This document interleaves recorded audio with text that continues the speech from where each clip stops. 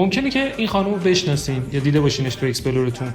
من تو اکسپلورم دیدم، ولی متوجه شدم که یکی از شرکت کننده برنامه به اسم عشق ابدی هستن. دو تا نکته توی چهرهشون توجه منو به خودش جلب کرد. دو تا نکته در مورد تزریق‌های زیباییشون که اگه رعایت میشد میتونستن تزریق‌های ظریف‌تر و قشنگتری داشته باشن. مورد اول این که صورتشون خیلی بزرگ شده، ما بهش میگیم پیلو فیس، صورتی که اوورفیل باشه، بیش از اندازه تزریق شده باشه، یا تناسب‌های زیبایی در تزریق‌ها تو اون چهره رعایت نشده باشه.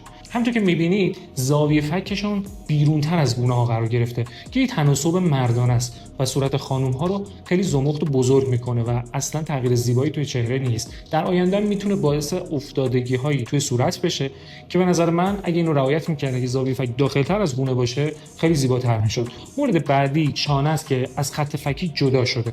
ما در تزریق‌های چانه باید اتصال چونه به خط فکی رو داشته باشیم تا تغییراتی که اتفاق میفته خیلی طبیعی‌تر و زیباتر بشه. من دکتر حاجی قنبری هستم و اگه میخوای اطلاعات در مورد کارهای زیبایی بیشتر بشه، بیا تو پیجم و ویدیوها رو ببین.